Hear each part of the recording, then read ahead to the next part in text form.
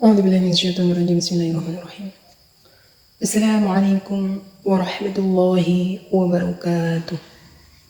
الحمد لله رب العالمين، وبه نستعين على أمر الدنيا والدين، والصلاة والسلام على أشرف الأنبياء والمرسلين سيدنا محمد وعلى آله وصحبه أجمعين. أما بعد، أعوذ بالله من الشيطان الرجيم. بسم الله الرحمن الرحيم. الحمد لله رب العالمين، الرحمن الرحيم، مالك يوم الدين، إياك نعبد وإياك نستعين، اهدنا الصراط المستقيم، صراط الذين أنعمت عليهم غير المغضوب عليهم ولا الضالين.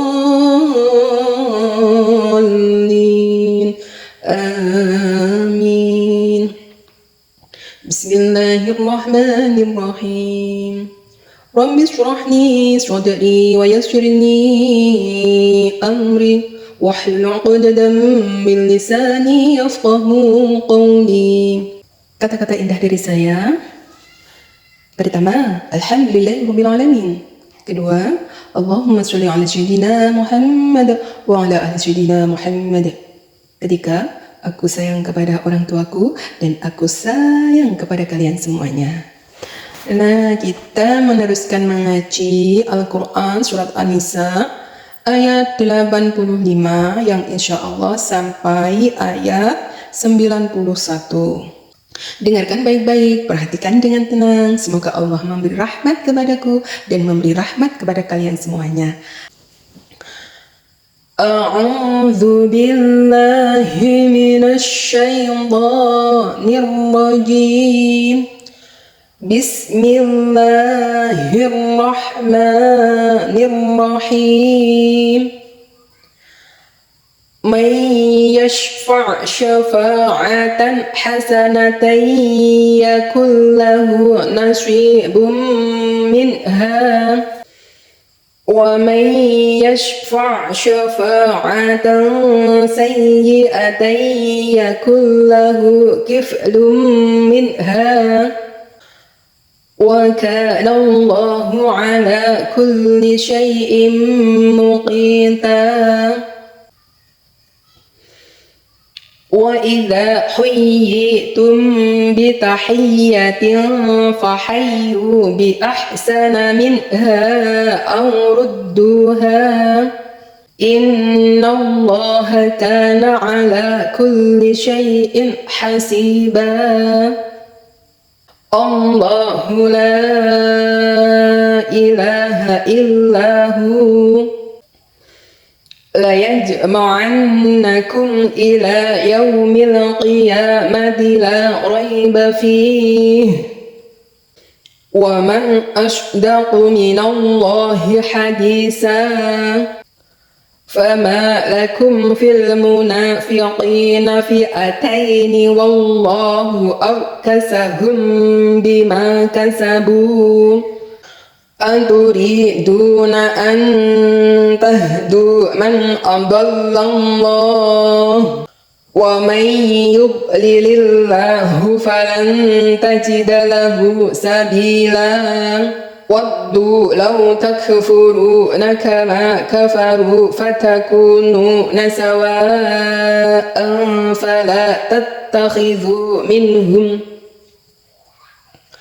فَلَا تَتَّخِذُوا مِنْهُمْ أَوْلِيَاءَ حَتَّى يُهَاجِرُوا فِي سَبِيلِ اللَّهِ فَإِن تَوَلَّوْا فَخُذُوهُمْ وَاقْتُلُوهُمْ حَيْثُ وَجَدتُّمُوهُمْ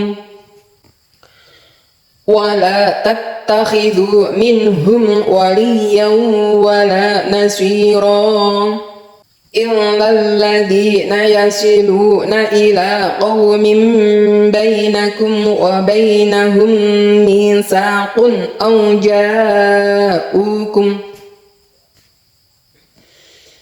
أَوْ جاءوكم حسرت صدورهم أن يقاتلوكم أو يقاتلوا قومهم walau sya'allahu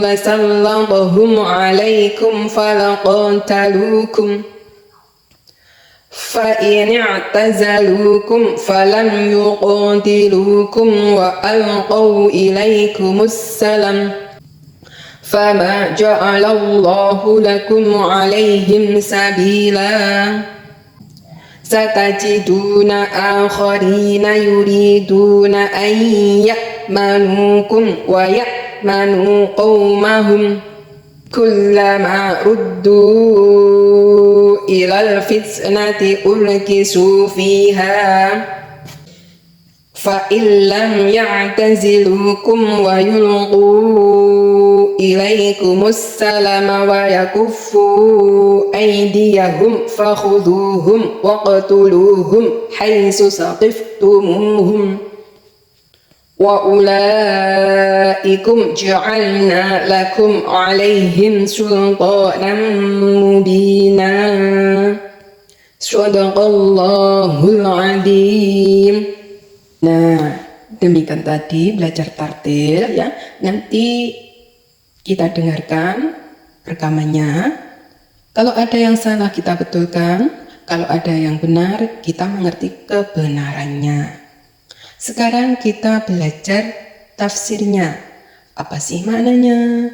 Apa isi kandungannya? Dan pelajaran apa yang dapat kita petik dari kita membaca Al-Quran. Surat An-Nisa ayat 85 yang insya Allah sampai ayat 91 ya. Kita baca tafsirnya ya. Sekarang yang pertama, aku berlindung kepada Allah dari godaan syaitan yang terkutuk dengan menyebut asma Allah yang maha pengasih lagi maha penyayang. Ayat 85, barang siapa memberi syafaat yang baik, niscaya ia akan memperoleh bagian pahala daripadanya.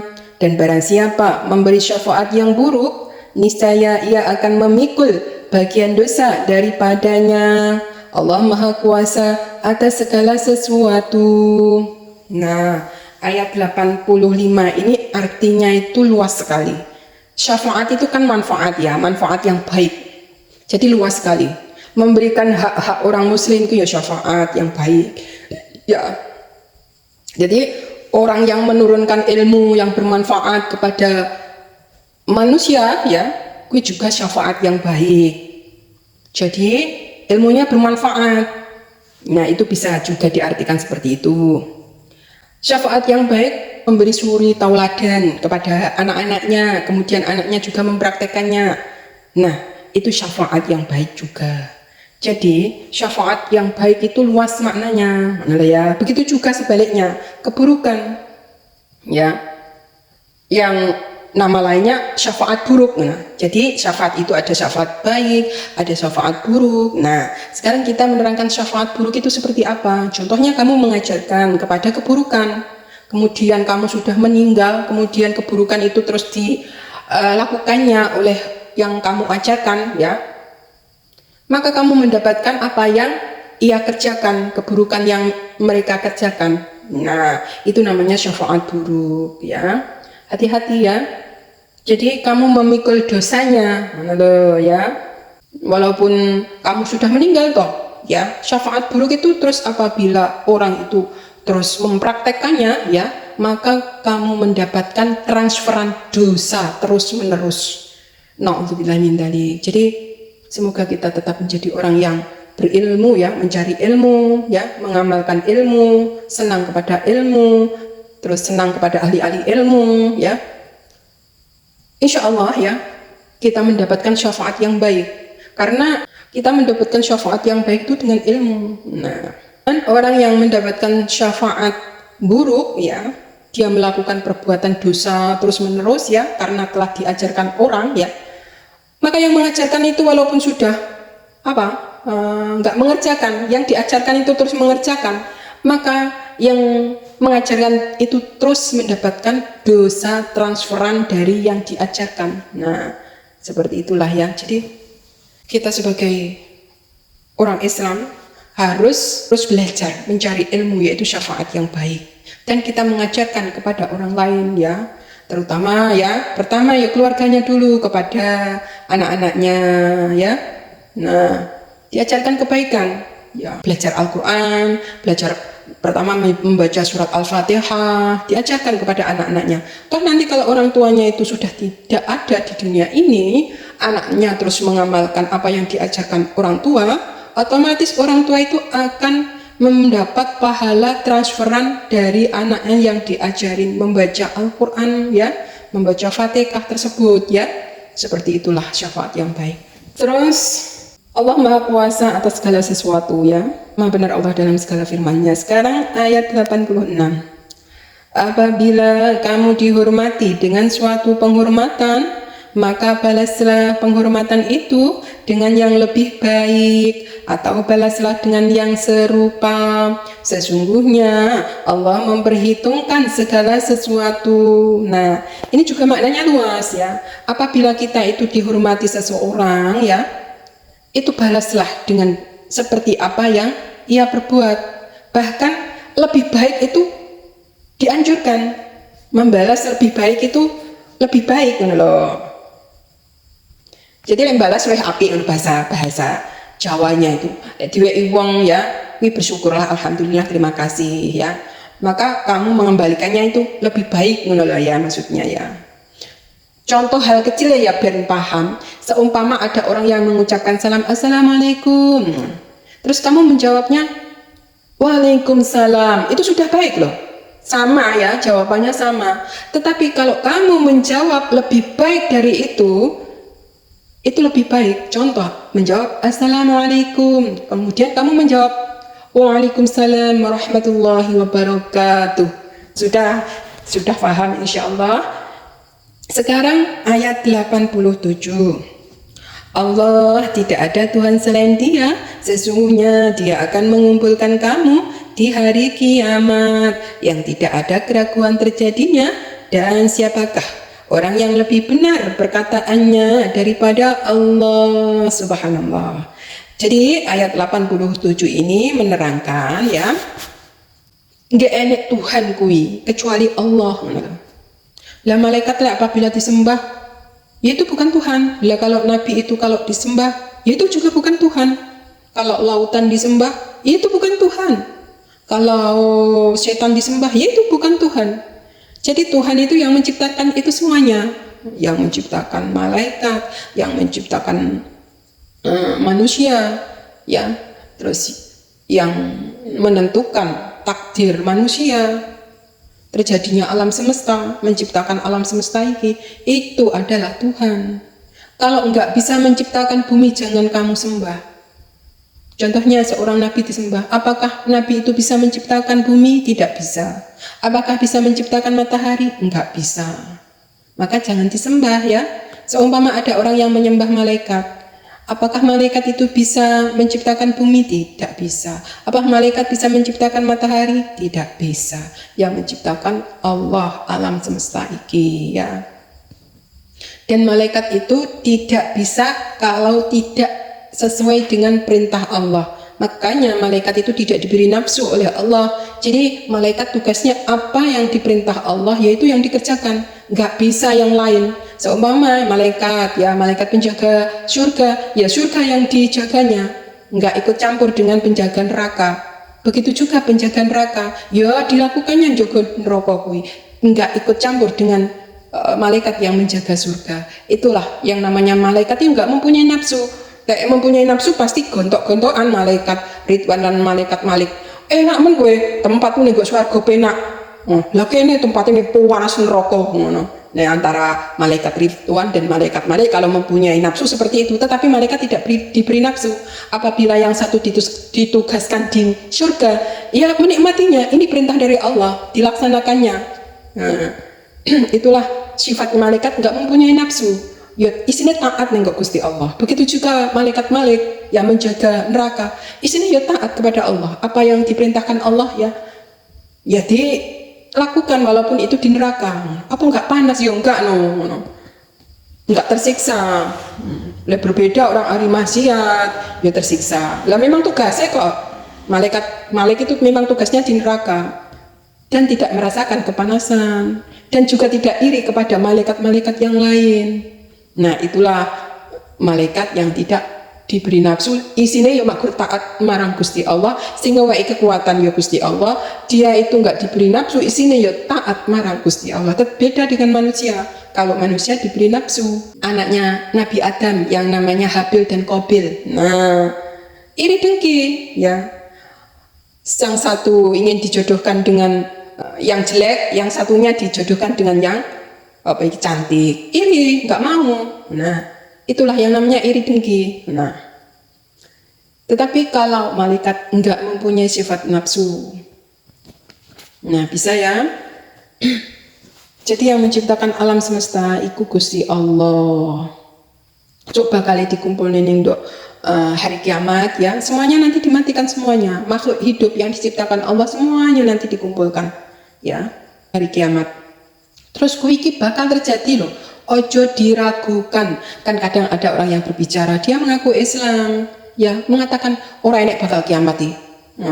Kalau ada orang yang seperti itu ya, itu namanya tidak sempurna imannya. Bahkan tidak dikatakan orang beriman. Sebab wong sing dawuhne Gusti Allah, suatu saat nanti hancurnya alam semesta itu ada. Diterangkan dalam Al-Quran ayat 87. Ojo mbok ragok nih tentang kiamat kuwi. Lek sampean meragukan tentang hari kiamat, wis wong kudu wong iman, wis kamu tidak beriman ngono ya. Nah, lu sapa lo sing luwih bener perkataan ini? Ya cuma Gusti Allah lah yang benar perkataannya. Firman-firmannya maksudnya ya. Apa yang di dalam Al-Quran kan firman Allah. Ini adalah kebenaran. Suatu saat nanti pasti akan kiamat, hancurnya alam semesta ya. Kiamat itu ada kiamat sughra dan kiamat itu ada kiamat kubro. Kiamat sughra kuwi kiamatnya perorangan ya, kematian kecil ya, seperti meninggal, wafatnya orang, itu jenenge kiamat sughra, kiamat kecil. Tapi kalau kiamat kubro nanti semuanya dimatikan, nggak eneng ya makhluk Gusti Allah yang hidup, hanya Allah sendiri yang hidup. Nah, itulah yang maksudnya jangan diragukan, karena yang kekal itu hanya Allah, makhluknya itu hancur dan nanti dihidupkan kembali oleh Allah. Itu mudah bagi Allah dan dimintai pertanggungjawabannya ya, yang baik ya dia dimasukkan ke dalam surganya, yang kelakuannya buruk ya dia dimasukkan ke dalam nerakanya. Semoga kita digolongkan orang-orang yang memasuki surganya Allah Subhanahu wa ta'ala. Amin amin ya rabbal alamin. Sekarang kita menerangkan tentang cara menghadapi orang-orang munafik itu bagaimana ya. Ayat 88. Maka mengapa kamu terpecah menjadi dua golongan dalam menghadapi orang-orang munafik, padahal Allah telah membalikkan mereka kepada kekafiran disebabkan usaha mereka sendiri. Apakah kamu bermaksud memberi petunjuk kepada orang-orang yang telah disesatkan Allah? Barang siapa yang disesatkan Allah, sekali-kali kamu tidak mendapatkan jalan untuk memberi petunjuk kepadanya. Nah, ini pada waktu itu adalah orang-orang yang di Madinah ya, pada zaman itu ya. Pada zaman itu orang-orang itu terkena penyakit ya. Terus katanya mendapat penyakit dari Madinah ya. Terus mereka ada yang menjadi kafir ya. Itulah orang-orang munafik ya. Apabila mereka itu mendapatkan musibah ya, yang disalahkan itu ya Kanjeng Nabi ya. Yang disalahkan tempatnya seperti Madinah, tempat orang-orang Islam ya. Seperti itu ya, orang munafik kuwi. Makanya mereka bergabung dengan orang-orang yang ngarani kafir ya. Mereka menjadi sesat. GN yang sing memberi petunjuk jauh dari hidayah Allah.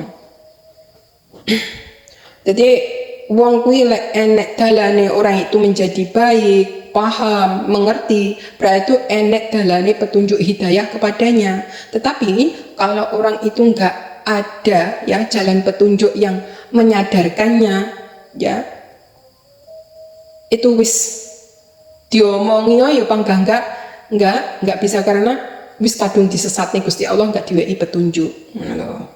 Makanya hidayah itu milik Allah, yang membuka Allah ya, yang menentukan Allah. Tugasnya manusia cuma menyampaikan.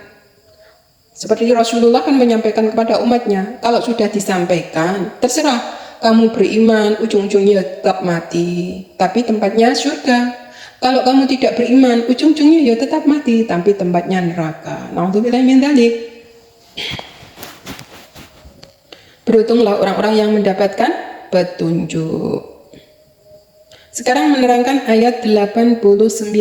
Mereka ingin supaya kamu menjadi kafir sebagaimana mereka telah menjadi kafir, lalu kamu menjadi sama dengan mereka, maka janganlah kamu jadikan di antara mereka penolong-penolongmu hingga mereka berhijrah pada jalan Allah. Maka jika mereka berpaling, tawan dan bunuhlah mereka di mana saja kamu menemuinya, dan janganlah kamu ambil seorang pun di antara mereka menjadi pelindung, dan jangan pula menjadi penolong. Ya. Nah, jadi orang-orang munafik ya menginginkan agar orang Islami menjadi kafir, sebagaimana mereka. Maka jangan jadikan penolong ya mereka, orang-orang yang munafik itu ya, yang tidak mengikuti ajaran Allah, tidak senang ya kepada ajaran Allah, sampai mereka itu kembali ya pada jalannya Allah. Mereka itu memerangi ya, terus memusuhi, ya, sifat orang-orang kafir munafik lah. Terus mereka itu ngarani berpaling ya. Orang-orang yang munafik itu lebih berbahaya karena musuh dalam selimut. Pada zaman dulu itu orang munafik banyak sekali. Pada zamannya Nabi, bahkan pada zamannya sahabat. Sebab awal-awal Islam ya, ibaratnya bagi lengarani pengaruh kekafiran, pengaruh kemunafikan itu masih besar. Karena orang Islam masih sedikit ya. Jadi banyak para sahabat yang dibunuh oleh orang-orang munafik. Terus mereka itu pokoknya ya jahat sejahat-jahatnya lah, memerangi Islam. Kalau kadang-kadang bersama orang Islam itu seakan-akan mendengar dan taat, tetapi setelah dia bersama orang kafir, dia menjadi kafir juga. Nah, itu sifat-sifat orang munafik. Bahkan terus akhirnya memusuhi Islam, sifat mendua lah. Makanya mereka disuruh untuk dibunuh ya, ditawan dan bunuh, atau ditawan ya, jadikan tahanan atau dibunuh kalau mereka itu melawan ya. Terus jangan kamu ambil sebagai apa? Pelindung. Karena sifatnya seperti itu terus nggak kena dipercaya loh. Wong lek wis munafik itu nggak kena dipercaya. Na'udzubillah min dzalik. Nah, contohnya di Indonesia aja ya. Ya, contoh ya, iki nggak menerangkan pada zamannya Nabi. Ya, pada zamannya Nabi itu lebih parah orang munafik. Menerangkan di Indonesia sendiri aja ya. Pada zaman PKI ya. Pada zaman PKI itu banyak sekali orang munafik ya. Gerakan 30 SPKI itu ya, G30 SPKI ngarani ya. Itu sebelumnya itu umat Islam dengan umat Islam itu saling menculik. Itu namanya munafik. Padahal Pak Yai ya, terus dijemput, nggak pulang-pulang, kemudian dibunuh. Nah, itu orang Islam loh yang menjemput itu ya. Itulah yang dinamakan munafik, ya. Orang Islam tapi memusuhi Islam itu sendiri hanya untuk keduniaan, hanya untuk mengambil, mungkin Pak Yai itu tanahnya luas ya. Nanti kalau Pak Yainya wafat kan ya tanahnya terus mereka yang menguasai, itu pada zamannya PKI. Terus apa ya? Masyarakat dibuat untuk membuat sumur di dataran tinggi. Lah sumurnya itu nggak ada airnya. Ya ngono ki masyarakat yo manut-manut ae. Kuwi sing ngongkon PKI. Nah, pada zaman itu wong-wong sing terpenting-penting ning kok anu diculik, dimasukkan ke sumur yang dibuatnya sendiri. Itu kan kejahatan yang paling jahat. Jenenge munafik seperti itulah terjadi pada Indonesia sendiri ya seperti G30 SPKI, jenderal-jenderal diculik, sing penting-penting kuwi diculik. Untuk ya kan terorganisasi PKI pada zaman itu tertulis di daerah-daerah ditulis itu banyak yang dibunuh ya, memang perintah ya, perintah dari atasan ya, apa ngarani pemberantasan G30 SPKI. Jadi namanya ada, anggota-anggotanya itu ada ya, kadang-kadang yo namanya ada yang salah, namanya anak sing madani dan sebagainya. Itu wallahu alam ya, itu memang diberantas. Wong munafik itu diberantas, lek enggak diberantas membahayakan. Nah, itu contoh dari Indonesia sendiri. Lah, kalau terjadi pada zamannya Nabi ya seperti itu. Allah memerintahkan untuk menawan dan membunuh mereka di mana saja kamu menemuinya, karena saking bahaya nih wong munafik wi, ngono lho. Kalau enggak diberantas mereka yang memberantas kamu, ngono lho. Makanya wong munafik wi kan enggak seneng dengan Pancasila pada di Indonesia loh ya, enggak seneng karo Pancasila karena Pancasila itu kan mendasar, lurus ya. Orang itu harus berketuhanan, terus orang itu harus kemanusiaan yang adil dan beradab, kon harus bersatu seluruh Indonesia, kon kerakyatan yang dipimpin oleh hikmat kebijaksanaan dalam permusyawaratan dan perwakilan, terus keadilan sosial bagi seluruh rakyat Indonesia. Ini tuh kan apa? Jalan-jalan yang lurus. PKI nggak suka. Lek iso digawe pedoman bebas ngono. Lek ngarani apa ya? Lek ngarani bebas tak terbatas, lek ngarani ajarane piye ngono lho, jenenge komunis ya. Tanpa ilmu lah, iso tanpa mendasar gayane dewi, pokoknya bebas lah. Itu namanya PKI, wong munafik, uang Indonesia tapi ingin merobohkan Pancasila. Padahal Pancasila itu kan dasar negara. Berarti orang itu ingin merobohkan Indonesia itu sendiri. Nah itulah makanya pada zaman itu diperintahkan untuk memberantas PKI karena kekejamannya itu melampaui batas. Dan saksinya itu ini bukan omong kosong ya. Saksinya itu masyarakat banyak. Bahkan mbah-mbah itu masih bisa cerita kalau tentang masalah ini, ya. Paling parah itu di Madiun ya. Ceritanya itu masya Allah masyarakatnya itu sebagai saksi hidup masih ada. Nah, seperti itulah kalau orang munafik dibiarkan. Nah, apalagi kalau di zamannya Nabi ya. Itu naudzubillah min dzalik, lebih parah. Bahkan di zamannya sahabat itu banyak yang dibunuh oleh orang munafik. Nah, waktu sholat ditusuk dari belakang, waktu ngaji di penggal dan sebagainya. Nah, karena mereka nggak tahu mana yang munafik, mana yang tidak munafik. Tetapi pada zaman Rasulullah mengetahui mana orang munafik dan mana orang yang bukan munafik, mengetahui karena Allah yang memberitahu. Nah,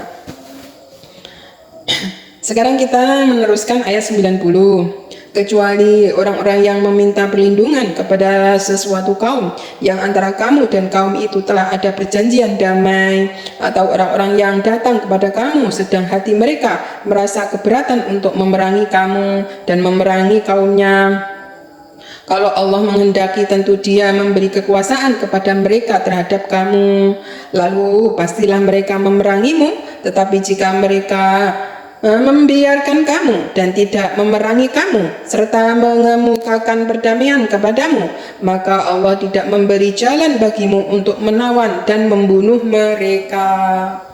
Nah, inilah jadi Allah itu memberi peraturan loh ya, membunuh orang itu harus mempunyai dasar ya. Kalau memang orang-orang itu memusuhi kamu ya, kalau orang itu berbuat aniaya kepadamu ya, menzalimi kamu ya, terus mereka itu tidak mau ya, damai itu nggak mau ya, perangi sampai kamu bunuh mereka ya. Jadi orang-orang munafik ya, orang-orang munafik yang kafir ya, orang-orang munafik aslinya kafir, tapi orang Islam itu Islam aslinya kafir ya. Wong aslinya nggak seneng karo Islam tapi itu pergi ngaku Islam padahal kafir ya. Jadi membunuh orang-orang munafik yang bengis kejam itu diperintahkan oleh Allah karena mereka itu nggak mau nggak mau damai ya. Terus apabila perjanjian itu dilanggarnya ya, Terus tetapi kalau mereka itu mudah diatur ya nggak boleh memusuhi mereka. Itulah jadi adil hukum Gusti Allah itu, bijaksana sekali. Tetapi kalau mereka itu memerangimu ya menzolimimu, kamu boleh melawannya, menurut ya. Mereka berbuat semena-mena terhadap rakyat, mereka membunuh, merampok merampok tanahmu dan sebagainya.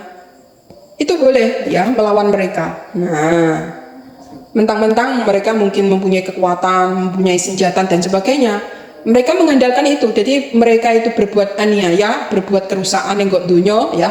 Saenak dhewe ngarani. Mentang-mentang mereka mempunyai senjata ngono ya. Yang canggih ngono ya. Jadi orang-orang yang munafik ya. Pada zaman sekarang pun juga ada. Zamannya Indonesia setelah merdeka yaitu G30 SPKI itu ya ada ngarani PKI, gerakan pemberontak PKI. Di zamannya Nabi yo ada, zamannya sahabat ada, dan seterusnya. Jadi orang-orang munafik itu ada ciri-cirinya. Bis mereka itu pokoknya melakukan kezaliman yang melampaui batas, terus nggak mau untuk kedamaian, nggak gelem, terus memerangimu. Nah, terus apalagi mereka berbuat kerusakan, terus kamu boleh terus melawan mereka, kamu boleh ya melawan orang-orang seperti itu, kamu boleh membunuhnya. Nah, gak gelem melakukan perdamaian, terus berbuat kezaliman melampaui batas. Nah, itulah yang dinamakan orang munafik. Sekarang ayat 91, kelak kamu akan dapati golongan-golongan yang lain yang bermaksud supaya mereka aman dari kamu dan aman pula dari kaumnya. Setiap mereka diajak kembali kepada fitnah atau syirik, mereka pun terjun ke dalamnya. Karena itu jika mereka tidak membiarkan kamu dan tidak mau mengemukakan perdamaian kepadamu serta tidak menahan tangan mereka dari memerangimu, maka tawanlah mereka dan bunuhlah mereka di mana saja kamu menemui mereka, dan merekalah orang-orang yang kami berikan kepadamu alasan yang nyata untuk menawan dan membunuh mereka. Subhanallah. Jadi aturan Gusti Allah kaya ngono kuwi. Nek memang kamu menghadapi orang-orang yang sombong, orang yang bengis, orang yang kejam, ya. Kalau kamu mendapati golongan-golongan seperti itu, ya, kamu boleh memerangi mereka. Nah, berbuat fitnah. Oh, jenenge munafik kok. Jadi mereka itu nggak mau melakukan perdamaian, nggak mau. Terus mereka itu selalu berbuat kejahatan. Jadi sebagai tanda kamu itu orang yang beriman dan bertakwa, orang yang bersabar, justru kamu itu melawan mereka untuk agar tidak memerangimu. Jenenge golongan munafik kok. Apabila bersama kaumnya yo wis koyo kaumnya, apabila kepada orang Islam yo etok-etok manut wong Islam. Nah, itu jenenge wong munafik. Terus mereka akhirnya memerangi Islam. Asline ngono wong kafir, wong musyrik ya. Terus akhirnya kalau bersama orang Islam, etok-etok koyo wong Islam. Tetapi memerangi Islam, ya. Maka orang-orang tersebut itu ya terus melakukan permusuhan. Tetapi apabila mereka itu mengadakan perdamaian, terus tidak memusuhi kamu, ya, kamu boleh berbaik pada mereka. Tetapi kalau mereka itu terus ya berbuat zalim, nggak mau berdamai, terus berbuat kerusakan, terus dia melanggar terus apa yang dijanjikannya, apa yang diucapkannya, wong jenenge wong munafik kok ya. Karo Gusti Allah malah justru disuruh untuk menawan, ya. Tapi mereka itu terus berbuat jahat, disuruh untuk membunuhnya. Karena apa? Orang munafik itu Masya Allah, orang munafik itu malah dimasukkan ke dalam neraka yang paling dalam sendiri ya. Itu orang munafik. Bayangkan orang kafir ya. Wong dia itu benar-benar orang kafir, ya. terus bersama orang Islam seperti orang baik, terus di belakang Islam ternyata memusuhi Islam. Nah, seperti itu orang munafik itu sangatlah berbahaya. Makanya Allah ya, apabila orang munafik itu ya mau untuk dijadikan teman untuk berdamai dilindungi, maksudnya diterima.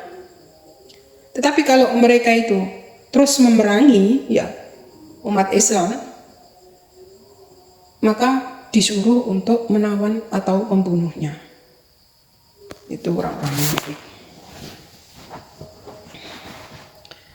Demikianlah tadi keterangan ayat 85 sampai 91 ini menerangkan, Masya Allah, tentang kewajiban berperang dan adab-adabnya perang pun ada, dan menerangkan orang-orang munafik dan cara menghadapi orang-orang munafik. Wis diterangkan Gusti Allah.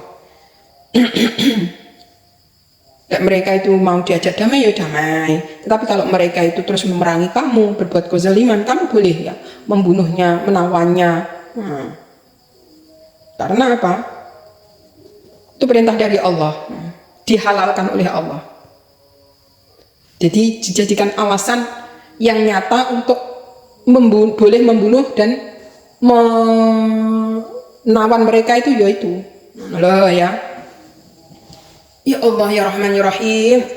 Surat An-Nisa ayat 85 sampai ayat 91. Subhanallah. Semoga kita menjadi orang-orang yang memang benar-benar orang yang beriman, bertakwa, menjalankan perintah Allah, menjauh larangannya Terus benar-benar hati kita itu tunduk patuh kepada Allah Terus kita senang kepada Islam, senang kepada ilmu Islam, senang pada budaya Islam, senang kepada orang-orang Islam. Pokoknya yang berbau Islam itu senang. Kita mentaati perintah Gusti Allah dan menjauhinya. Insya Allah kita dijauhkan dari sifat-sifat munafik. Nah, jadi kita terus menuntut ilmu terus, mengkaji ilmu terus ilmu-ilmu Islam yang rahmatan lil alamin. Bagaimana kita menghadapi musuh dalam peperangan diterangkan dengan arif bijaksana. Bagaimana cara menghadapi orang-orang munafik juga diterangkan Allah dengan bijaksana agar umat Islam itu terselamatkan di dunia sampai di akhiratnya. Terus apalagi pelajaran yang dapat kita ambil, yaitu syafaat yang baik pahalanya mengalir terus tidak putus-putus. Tapi syafaat yang buruk juga dosanya mengalir terus walaupun orang yang sudah meninggal kalau kamu mengajarkan keburukan, kamu terus mendapatkan transferan dosa sebab kamu dulu mengajarkan keburukan, walaupun sudah meninggal tetap mendapatkan transferan dosa orang-orang yang kau ajak kepada keburukan. Makanya sebaik-baik orang itu mengajarkan Al-Quran, mengamalkan Al-Quran, mengajarkan Al-Quran. Orang itu akan mendapat syafaat baik. Apabila kamu mengajarkan kebaikan, kamu sudah meninggal, kamu terus ditransferi kebaikan dari orang-orang yang kamu ajari ilmu yang baik. Subhanallah, alhamdulillah, wa la ilaha illallah, wallahu akbar, la haula wala quwwata illa billahil aliyyil azim. Demikian dari saya. Apabila ada yang benar boleh diikuti, apabila ada yang salah boleh dikritisi untuk membangun kedepannya menjadi insan yang lebih mengerti. Apabila ada kurang lebihnya mohon maaf dan mohon diampuni. Ihdinas siratal mustaqim. Wassalamualaikum warahmatullahi wabarakatuh.